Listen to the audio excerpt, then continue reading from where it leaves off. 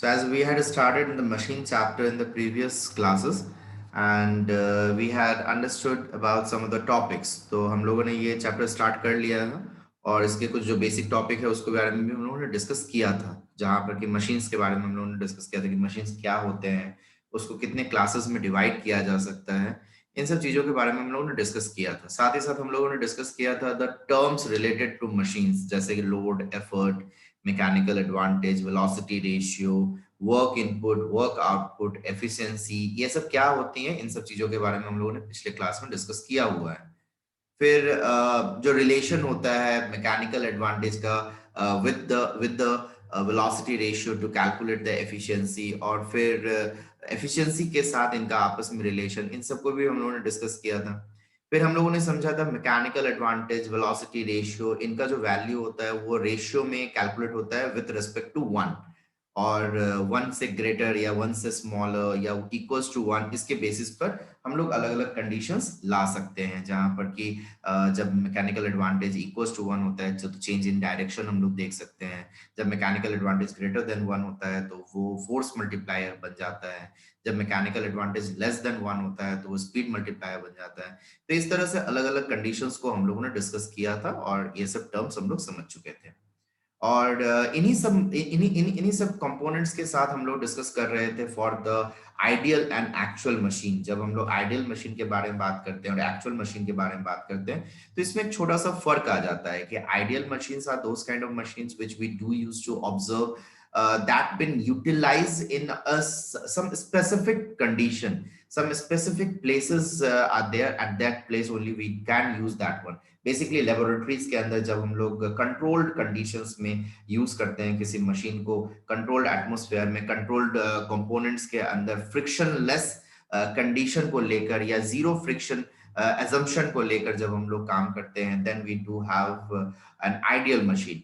But जब उस machine को हम लोग एक्चुअली में यूज करते हैं, जब उसको हम लोग डे टू डे लाइफ में उसको फंक्शनिंग करवाते हैं, then that use to experience the external factors, that used to experience the friction, that used to go through different kinds of other components, and because of that we do observe that its calculation or its efficiency used to decrease down then to 100%। Students याद रखना, एक question कई बार ये पूछा गया है पहले भी एग्जाम्स में, और ये आगे भी पूछा जा सकता है। ये क्वेश्चन इस तरह से हो सकता है कि why do the actual machine don't have an efficiency of 100%, then इसका आंसर कैसे करेंगे।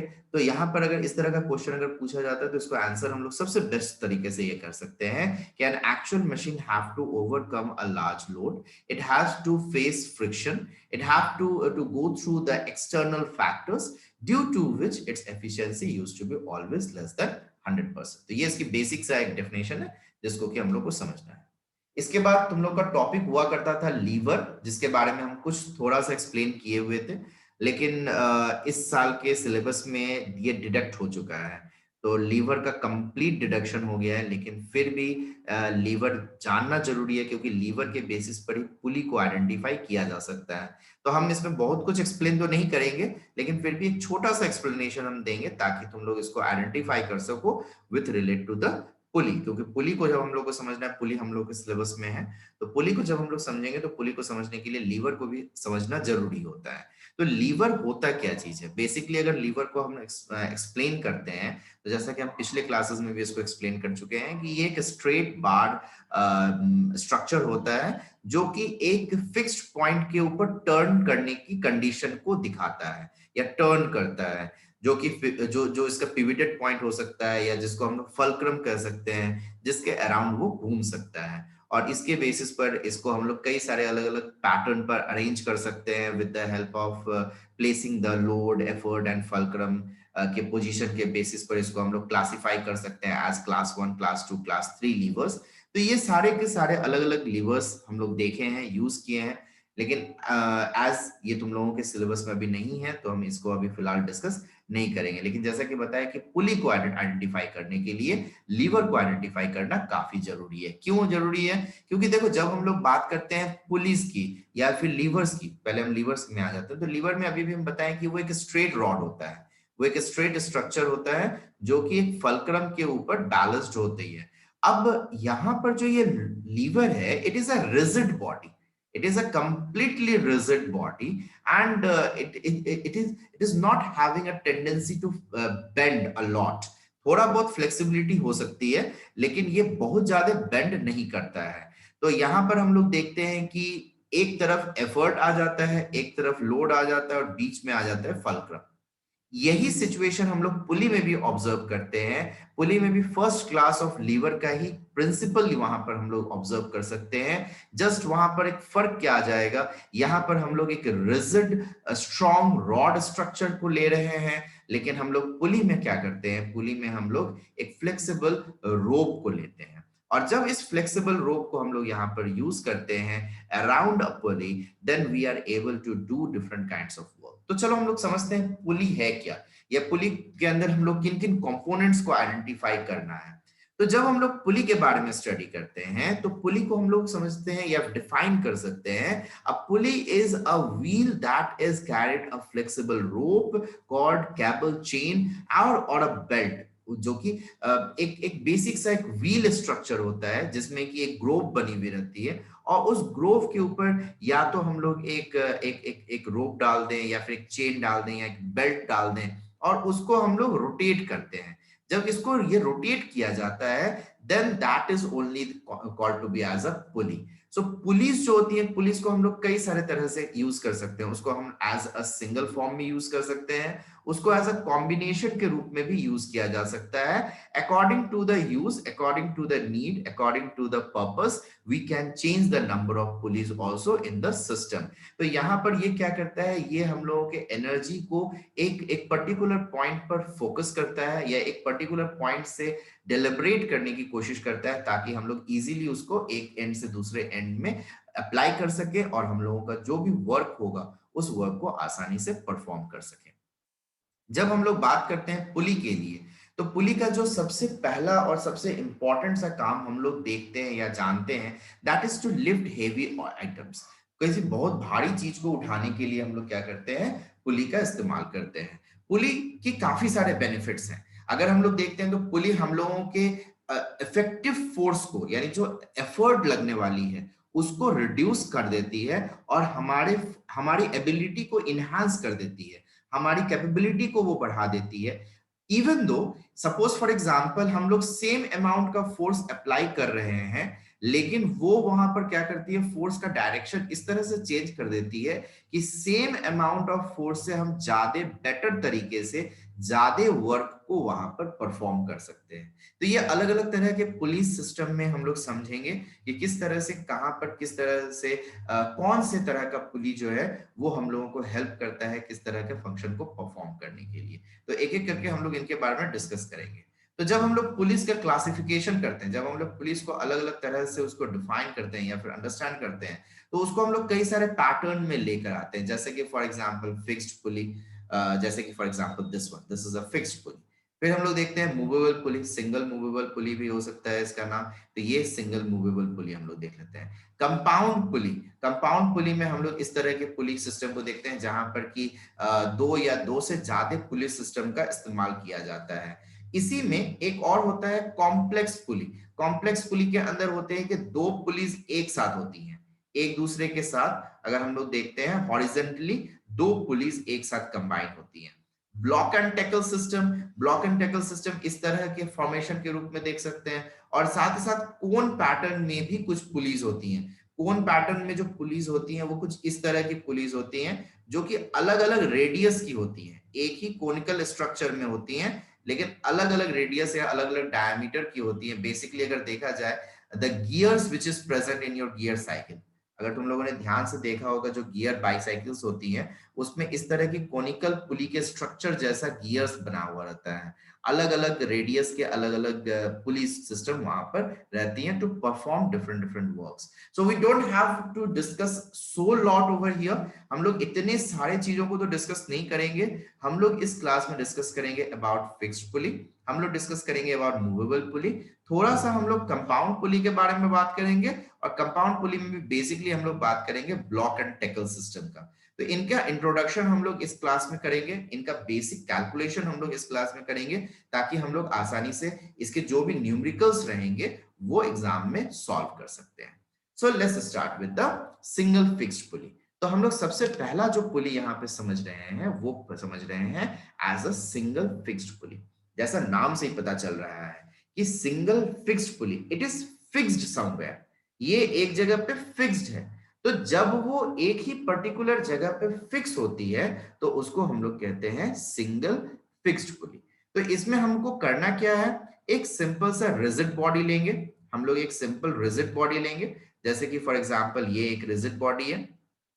अब इस रिजिड बॉडी में हमको क्या करना है, एक पुली स्ट्रक्चर को हैंग कर देना है। यहाँ पर अगर हम लोग देखते हैं तो यहाँ पर हम दो सिंगल पुली का इस्तेमाल कर रहे हैं, एक फिक्स्ड पुली है और एक मूवेबल पुली है। तो हम इस फिगर में कुछ देर बाद आते हैं, फिलहाल हम इस फिगर पे आ जाते हैं। तो इस फिगर में देखते हैं तो ये ऊपर में एक रिजिड सरफेस है, उस रिजिड सरफेस से हम लोगों ने क्या किया है, एक पुली सिस्टम को हैंग किया है।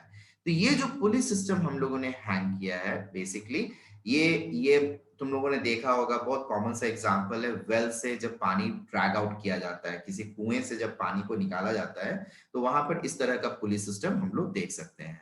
तो यहाँ पर ये पुली फ्री है रोटेट होने के लिए। इसके एक एंड से दूसरे एंड तक के बीच में हम लोगों ने एक रोप डाला हुआ है। The object which had been lifted over here, ये जो ऑब्जेक्ट लिफ्ट किया जा रहा है that would be considered to be as the load.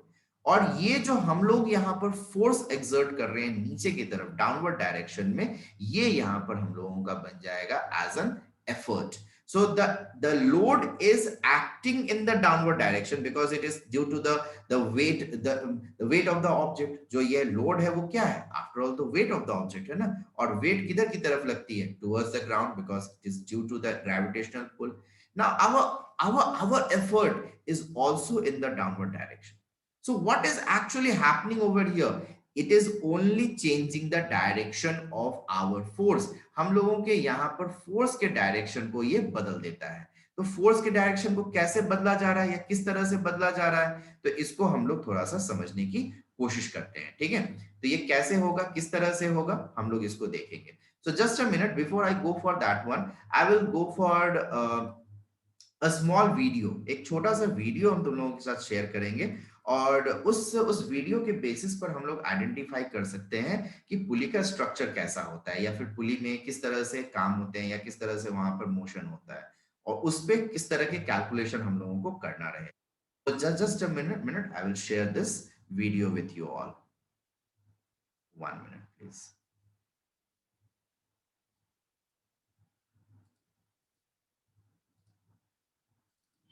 So let's see over here.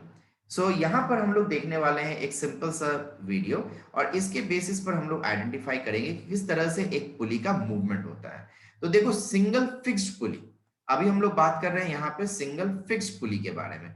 तो जो सिंगल फिक्स्ड पुली हम लोगों के पास मौजूद है, ये एक रिजिड सरफेस से हैंग की हुई रहती है और जब हम लोग इसको पुल डाउन करते हैं, जब हम लोग एक साइड से पुल डाउन करते हैं, then the load used to be move up, ये आसानी से यहाँ पर मूव अप हो जाता है। और इसी का एक दूसरा पैटर्न हम लोग आगे पढ़ेंगे जहां पर डिस्कस करेंगे अ सिंगल मूवेबल पुली। एक सिंगल मूवेबल पुली जो है वो सिंगल फिक्स्ड पुली को ही कन्वर्ट किया जा सकता है, जहां पर कि एक सिंगल फिक्स्ड पुली को हम यहाँ पर हैंग कर देते हैं, उसको फिक्स कर देते हैं उसके एज से।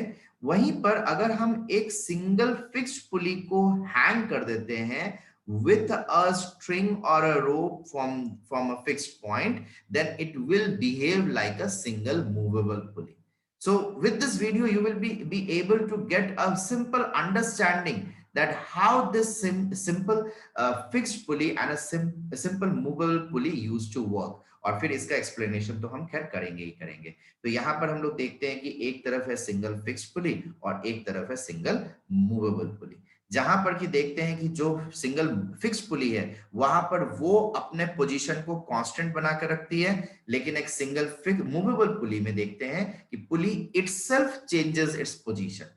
मैकेनिकल एडवांटेज की बात करते हैं तो सिंगल फिक्स पुली में मैकेनिकल एडवांटेज 1 होता है और सिंगल मूवेबल पुली में अगर हम लोग देखते हैं तो मैकेनिकल एडवांटेज जो है वो 1 से ज्यादा वो 2 होता है। तो अब ये कैसे होता है या किस तरह से होता है, इसको हम लोग थोड़ा सा एक्सप्लेन करने वाले हैं over here. So just a minute I will show you over here.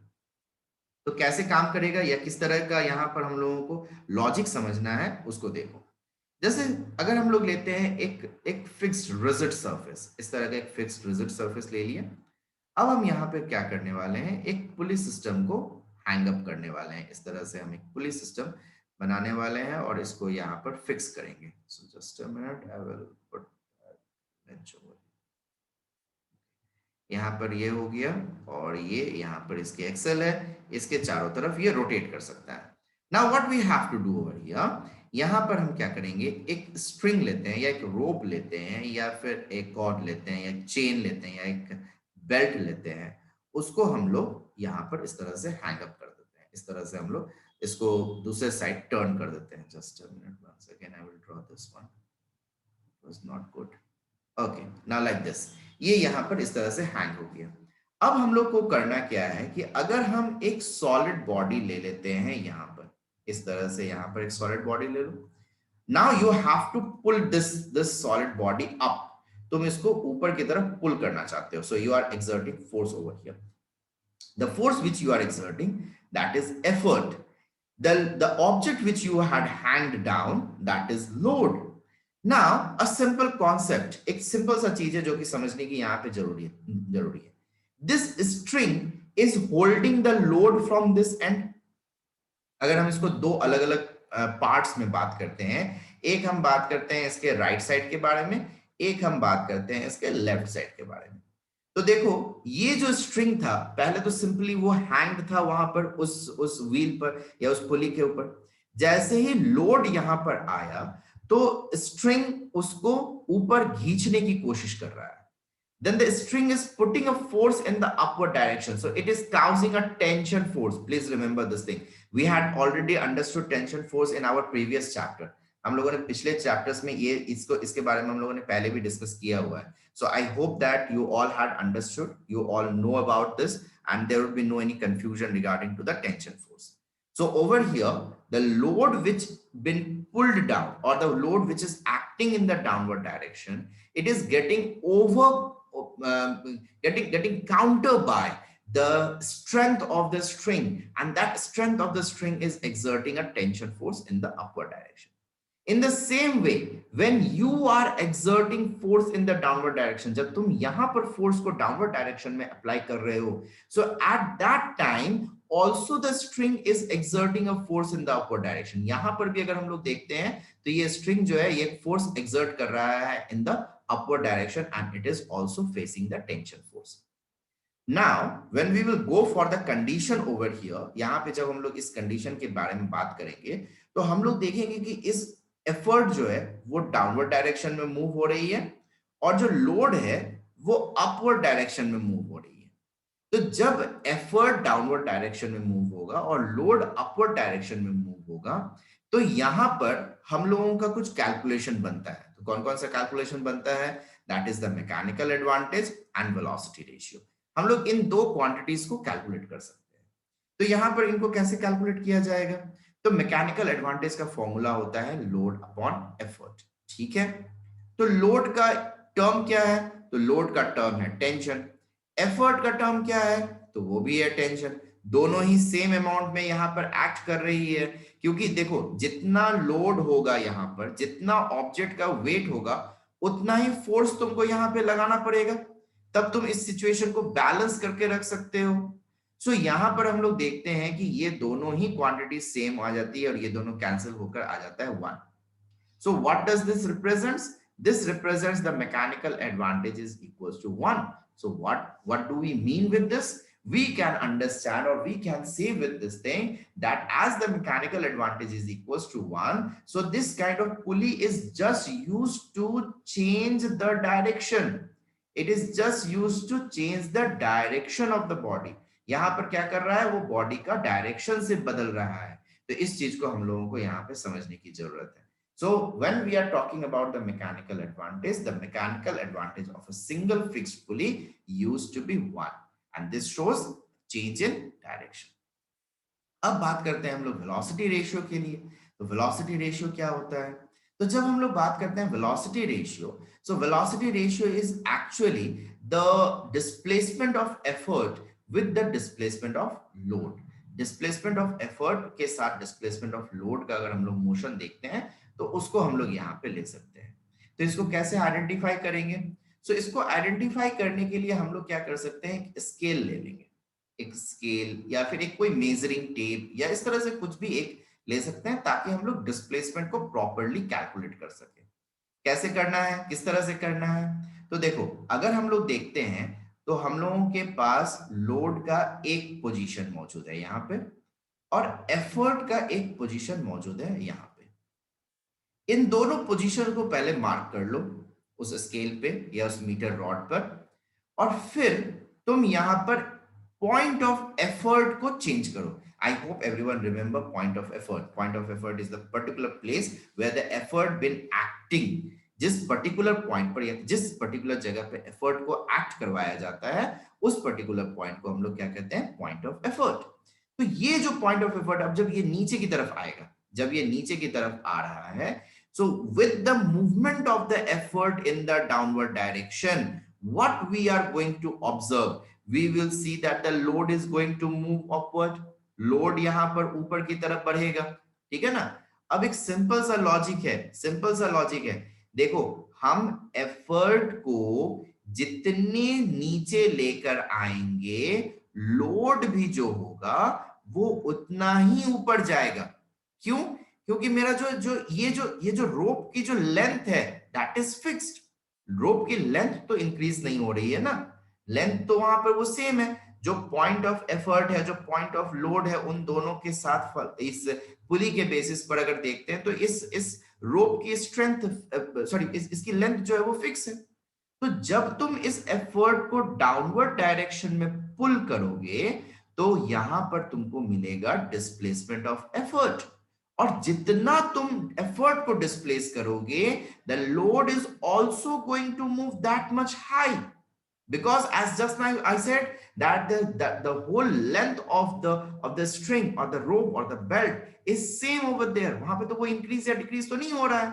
तो यहां पर क्या होगा, एक साइड से जैसे ही लेंथ इंक्रीज होना है, तो दूसरे साइड से लेंथ डिक्रीज हो जाएगी। Hence, we can observe that the displacement of load is also going to be the same as per to the displacement of effort. तो यहां पर अगर हम लोग displacement of effort upon displacement of load करते हैं, as both the quantities are equal, I will get again my answer as equals to 1. So when the velocity ratio is also equals to 1, then what it does over there, it is actually changing the direction of the body. वहां पर उस body का direction सिर्फ change हो रहा है। तो हम लोग जो फोर्स अप्लाई कर रहे हैं, हम लोग जो वहां पे फोर्स अप्लाई कर रहे हैं किसी काम को करने के लिए, हम लोग बस उस बॉडी में अपने फोर्स का डायरेक्शन को चेंज कर देते हैं, जिस वजह से हमको काम करने में इजी हो जाता है। इसके कई सारे अलग अलग एग्जांपल्स हम लोग देख सकते हैं, जिसमें से कि सबसे बेस्ट एग्जांपल अगर हम लोग देखते हैं, the dragging of water from a well. तुम अगर कुएं से पानी को निकाल रहे हो, इस समय अगर तुम अपने बॉडी को लेकर झुक जाओ और फिर पानी को निकालो, then it will be much painful for you and it will be dangerous also, you may fall down. तुम वहां पर नीचे गिर जाओगे because of your unstability of the body, तुम्हारी बॉडी वहां पर अनस्टेबल है। But instead of that, if you are standing and then you are pulling the rope over there with the help of the pulley, then what will happen? It will not occur what you had experienced in the previous condition. यहाँ पे उस तरह का situation नहीं होगा। यहाँ पे तुम अपने बॉडी को स्ट्रेट रख पाते हो, तुम अपने बॉडी को बैलेंस रख पाते हो, जिसके वजह से तुम आसानी से उसको नीचे की तरफ पुल आउट कर सकते हो। So I hope that you all had understood the single fixed pulley. अभी तक हम लोग सिंगल फिक्स्ड पुली के बारे में बात कर रहे थे, आगे हम सिंगल मूवेबल पुली के बारे में डिस्कस करने वाले हैं। So is it okay till here? यहां तक किसी को कहीं पे कोई प्रॉब्लम है तो पूछ सकते हो। Yes, do anyone is having any doubt? Sir, MA वाले केस में हम लोग अपने हिसाब से एफर्ट तो चेंज कर सकते हैं पर लोड नहीं, तो फिर वहां पे तो दोनों इक्वल्स टू टेंशन गलत हो सकता है। अच्छा चलो ठीक है, ठीक है। अब देखो यहाँ पे समझो इस तरह से, फॉर एग्जाम्पल तुमको एक 50 न्यूटन का लोड दिया गया है, ठीक है? जस्ट अ मिनट, हम इसको थोड़ा सा क्लियर आउट कर लेते हैं, then it will be easy.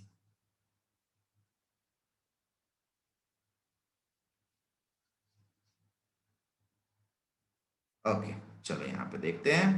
तो सपोज फॉर एग्जांपल तुमको एक 50 न्यूटन का लोड दिया गया है, ठीक है। Now if you want to keep the rope balance over here, यहां पर ये रोप जो है ये तो दोनों तरफ से बैलेंस होकर रही है अभी, ये बीच में यहां पर पुली है और ये दोनों तरफ से भी बैलेंस है, ठीक है। क्यों बैलेंस है ये भी बता देते हैं। सपोज मान लो कि हम सिर्फ 50 न्यूटन का लोड यहां पर डाल देते हैं, अगर हम एक 50 न्यूटन का लोड हम यहां पे डाल देते हैं and nothing is there to hold it from the other end, what will happen, this load will fall down easily, वो यहां पे नीचे की तरफ गिर जाएगा, ठीक है ना। लेकिन अगर हम चाहते हैं कि वो उसको बना बना कर रखे, वो वहां पर उसको वहां पर बैलेंस फॉर्मेट में रखे, तो हमको क्या करना पड़ेगा, हमको दूसरे साइड से उसको पकड़ के रखना पड़ेगा। तो हम पकड़ के जब रखेंगे उसको दूसरे साइड से, तो हम कितना न्यूटन का फोर्स अप्लाई कर रहे होंगे, हम 50 न्यूटन के फोर्स को ही अप्लाई कर रहे होंगे, क्योंकि अगर हम 50 न्यूटन के फोर्स को अप्लाई ना करें तो ये बैलेंस नहीं रहेगा। सपोज मान लो ये हो सकता है 40 न्यूटन का भी फोर्स अप्लाई कर रहे हो, तो अगर 40 न्यूटन का फोर्स अगर अप्लाई कर रहे होंगे तो क्या होगा, ये नीचे गिरने को होगा, ये नीचे गिर रहा होगा, हमको यहाँ पे पकड़ने में प्रॉब्लम हो रही होगी। तो अगर हम 50 न्यूटन का फोर्स अप्लाई करेंगे तो ये यहाँ पे बैलेंस कंडीशन में रखा हुआ है। अब हम लोग क्या करते हैं, जैसे कि बताए कि तुमको उसको पुल अप करना है, तुमको उसको ऊपर की तरफ खींचना है, तो तुमको ऊपर की तरफ खींचने के लिए यहाँ पे क्या करना पड़ेगा, फोर्स अप्लाई करना पड़ेगा। यहाँ पे तुम अपना एफर्ट अप्लाई करोगे नीचे की तरफ, तो 50 न्यूटन का वो ऑब्जेक्ट जो कि पहले से वहां पर था, उसको बैलेंस करने के लिए तुमने ऑलरेडी यहां पर 50 न्यूटन के फोर्स को बस पकड़ के वहां पे रखे हुए हो। तुम बस उसको अभी बस इस रोप को पकड़े हुए हो, तुम और कुछ नहीं कर रहे हो, तो ये बैलेंस सिचुएशन में। लेकिन अब जब तुम इसको पुल कर रहे हो, जब तुम इसको पुल कर रहे हो, then you are making the effort to move in the downward direction. जिस एफर्ट से तुम बस उसको स्टेबल रखे थे, तुम अभी उसी एफर्ट से उसको नीचे की तरफ पुल कर रहे हो। तो जब ऐसा होता है, जब हम लोग ऐसा कर रहे होते हैं, तो हम लोगों को यह समझना चाहिए कि हम जब इसको अभी पकड़े हुए भी हैं, सिर्फ मान लो कि सिर्फ तुम पकड़े हुए भी हो, तो इस कंडीशन में इस पॉइंट से इस स्ट्रिंग के ऊपर एक स्ट्रेस पड़ रहा है, ये जो स्ट्रिंग है इसके ऊपर एक स्ट्रेस आ रहा है, और ये स्ट्रेस किसकी वजह से आ रहा है, the effort which has been acting in the opposite direction। इस स्ट्रेस के कारण ये स्ट्रिंग जो है अपने आप को बैलेंस रखने की कोशिश कर रही है। तो जब ये स्ट्रिंग अपने आप को बैलेंस रखने की कोशिश कर रही है यहाँ पर, तो इस स्ट्रिंग के थ्रेड्स के ऊपर एक अपोजिट डायरेक्शन में फोर्स अप्लाई हो रहा होगा, और वही फोर्स बन जाता है यहाँ पर टेंशन फोर्स। और ये टेंशन फोर्स जो होता है वो इस एफर्ट के इक्वल होता है। ठीक उसी तरह से अगर हम लोग दूसरे तरफ देखते हैं, तो यहाँ पे जितना लोड होगा, वो नीचे की तरफ जितने फोर्स से उसको खींच रहा होगा, इधर से भी स्ट्रिंग अपने आप को बैलेंस करके पकड़ के रखना चाहता है। तो इसके अगेंस्ट में भी ये जो स्ट्रिंग है एक फोर्स एक्सर्ट कर रहा है, तो ये क्या हो जाएगा, इसका थ्रस्ट हो जाएगा, और ये थ्रस्ट किसके बराबर होगा, ये थ्रस्ट फिर से इस लोड के बराबर होगा। तो अब देख रहे हो एफर्ट और ये टेंशन इक्वल हो गया, और लोड और ये टेंशन इक्वल हो गया, और पहले से ये दोनों आपस में इक्वल हैं। तो इस सिचुएशन में क्या बोलेंगे हम लोग, एफर्ट और लोड आपस में इक्वल है, इज इट और नॉट। Yes sir. और इससे लगने वाला जो इंडिविजुअल टेंशन है, इंडिविजुअल जो टेंशन है वो भी यहाँ पर इक्वल है। समझ में आ रहा है, क्लियर है। सर दोनों टेंशन कैंसिल नहीं होगा? हाँ, दोनों टेंशन कैंसिल हो जाएगा, यही चीज तो हम लोग यहाँ पे कर रहे हैं। यहाँ पे मैकेनिकल एडवांटेज के लिए जब हम लोग कैलकुलेशन करेंगे, तो यहाँ पे हम लोग लोड अपॉन एफर्ट देंगे। तो लोड के लिए आ गया मेरा फर्स्ट टेंशन, और एफर्ट के लिए आ गया मेरा सेकंड टेंशन। दोनों को एक दूसरे को कैंसिल कर देंगे, क्योंकि दोनों का मैथमेटिकल मैग्नीट्यूड इक्वल होगा। इन दोनों को जैसे ही कैंसिल करेंगे तो मेरे पास आंसर आ जाएगा 1, और जैसे ही मैकेनिकल एडवांटेज हो गया 1, इसका मतलब हो गया कि ये चेंज इन डायरेक्शन है। ठीक है ना, आ रही है बात समझ। Yes sir. Okay, so we have to be very very mindful to understand all these things. Now इसके बाद हम लोग चले आते हैं सिंगल मूवेबल पुली में। तो सिंगल मूवेबल पुली में क्या होती है, तो यहाँ पर अगर हम लोग देखते हैं एक रिजिड सरफेस पहले से मौजूद है, और उस रिजिड सरफेस में हम लोग क्या करते हैं, एक स्ट्रिंग या एक रोप से एक रोप को हम लोग यहाँ पर पहले डाल लेते हैं। सपोज यहाँ पर हम रोप डाला, ठीक है, minute please।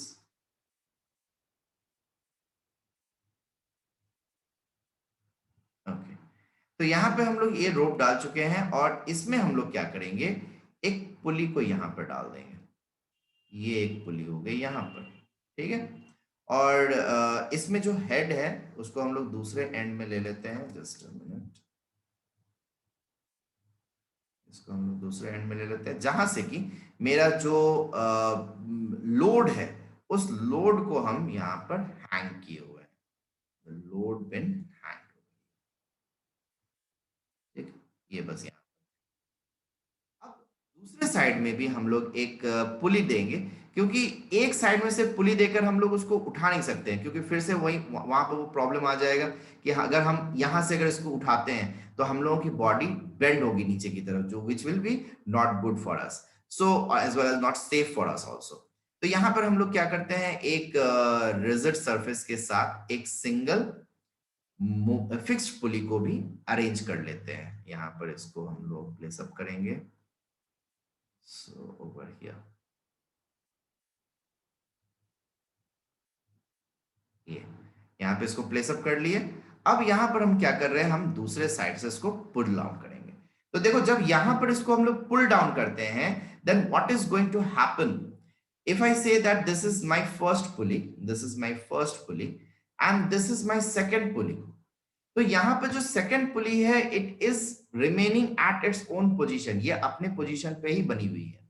लेकिन जो फर्स्ट पुली है it is ready to move. As you will put the effort in the downward direction, what will happen? The string will move to the other end, and as the string is going to the other side, what will happen? The length of the string will decrease, and as the length of the string will decrease, what will happen? This pulley have to move in the upward direction. तो यहाँ पर क्या होता है, ये वाला पुली जो है ये ऊपर की तरफ मूव करने की कोशिश करती है। तो ये हो जाता है एक सिंगल मूवेबल पुली। अब सिंगल मूवेबल पुली और सिंगल फिक्स्ड पुली में क्या फर्क होता है, या इसमें क्या किस तरह के सिचुएशंस होते हैं उसको समझते हैं। देखो यहाँ पे जो लोड है, यहाँ पे जो ये लोड है, this load is balanced with this string as well as this string. दो अलग अलग स्ट्रिंग बैलेंस किए हुए हैं। पिछले वाले सिचुएशन में हम लोगों ने देखा था कि एक ही स्ट्रिंग लोड को बैलेंस कर रहा था, लेकिन यहां पर अगर हम लोग देखते हैं तो इस लोड को बैलेंस करने के लिए एक टेंशन इधर मौजूद है और एक टेंशन इधर मौजूद है, क्योंकि ये स्ट्रिंग थ्रू आउट है। ये स्ट्रिंग इस पूरे एंड से इस पूरे एंड तक के बीच में है। तो यहां से यहां से यहां से यहां से यहां से एक स्ट्रेंथ लग रही है या टेंशन फोर्स लग रही है, जिसके वजह से ये यहां पर स्टेबल है। So this load is equals to these two tensions, T1 and T2. Now the sum of these T1 and T2 will be applicable to the other end as to the effort, क्योंकि effort तो लगेगा यहाँ पर। तो effort जो लगाया जा रहा है फिर से इस लोड को यहाँ पर बनाए रखने के लिए लगाया जा रहा है, ताकि ये लोड यहाँ पे रहे। So this loads will be value will be equals to this effort. Okay, देखो यहाँ पे फिर से बता रहे हैं, इस लोड का जो वैल्यू होगा ना, लोड का वैल्यू इस टेंशन के इक्वल होगा। इस लोड का वैल्यू इस टेंशन के इक्वल होगा। और यहां पर अगर हम लोग देखते हैं लोड इज इक्वल्स टू, तो यहाँ पर टेंशन प्लस टेंशन यानी यहाँ पे 2T हो जाएगा। और इन दोनों T के इक्वल में कौन आ रहा है, तो यहाँ पर अगर हम लोग देखते हैं तो दूसरे साइड से एक दूसरा टेंशन लग रहा है, जो कि यहाँ पे एफर्ट इन दोनों को बैलेंस करने के लिए, इन दोनों टेंशन को बैलेंस करने के लिए एक एफर्ट यहाँ पे अप्लाई किया जा रहा है। तो ये इस एफर्ट का वैल्यू हो गया यहाँ पर सिंगल T। अब हम लोग जब कैलकुलेशन करेंगे for the mechanical advantage is equals to load upon effort. Load का वैल्यू क्या है, लोड का वैल्यू है 2T, और यहाँ पर एफर्ट का वैल्यू कितना है, ये है T। इन दोनों ही क्वांटिटीज में से मेरा T और T कैंसिल हो जाएगा, hence I get for the mechanical advantage as 2। तो यहाँ पे मैकेनिकल एडवांटेज हमको कितना मिल गया, 2 मिल गया, which is more than 1। Mechanical advantage of this kind of system is more than 1। So more than 1 होने का मतलब क्या हुआ, वो मेरे फोर्स को मल्टीप्लाई कर रहा है। वो जैसे ही ग्रेटर देन 1 हो गया तो यहां पर हम लोग देखते हैं कि वो मेरा फोर्स मल्टीप्लाई कर रहा है। And once again, I want to repeat this thing when I am saying that multiplying of force, it is not increasing our force. It is just only increasing our capability to exert or to do a work with a lesser amount of force on a body. किसी भी body के ऊपर एक छोटा सा force लगाकर भी हम लोग ज्यादा काम कर सकते हैं, ये हम लोगों को यहाँ पे समझ में आती है। तो इस चीज को याद रखना है, ठीक है। तो यहाँ पर अगर हम लोग देखते हैं मैकेनिकल एडवांटेज के साथ साथ वेलोसिटी रेशियो, ये भी यहाँ पर 1 से ज्यादा होता है। किस तरह से यहाँ पे 1 से ज्यादा होता है? तो देखो, जब तुम यहाँ पर एफर्ट को पुल डाउन करोगे, जब यहाँ पे तुम इस एफर्ट, पॉइंट ऑफ एफर्ट को पुल डाउन करोगे, suppose for example you had been pull down it by 50 centimetre, तुमने यहाँ पे 50 सेंटीमीटर पुल किया। तो जब तुमने इस 50 सेंटीमीटर को पुल किया, so have you increased the length of the string? No, you haven't increased the length of the string. तो ये 50 सेंटीमीटर एक्स्ट्रा कहां से आ रहा है? ये 50 सेंटीमीटर आ रहा है through out the string, string के इस हिस्से से और स्ट्रिंग के इस दूसरे हिस्से से। तो 25 सेंटीमीटर इधर से और 25 सेंटीमीटर इधर से आ रहा है। तो ये ऑब्जेक्ट क्या होगा? ये ऑब्जेक्ट लिफ्ट कर जाएगा by 25 centimetre. So you can see over here that the displacement of effort is more than to the displacement of load, or that is how much? That is twice. That is twice. So velocity ratio is equals to displacement of effort by displacement of load over here. So as we know that if it is moving by say as 2x, then the load is moving by x. So what will happen? So it is 2x by x, x and x will be cancelled. So it is equals to 1. Hence, velocity ratio is also greater than 1.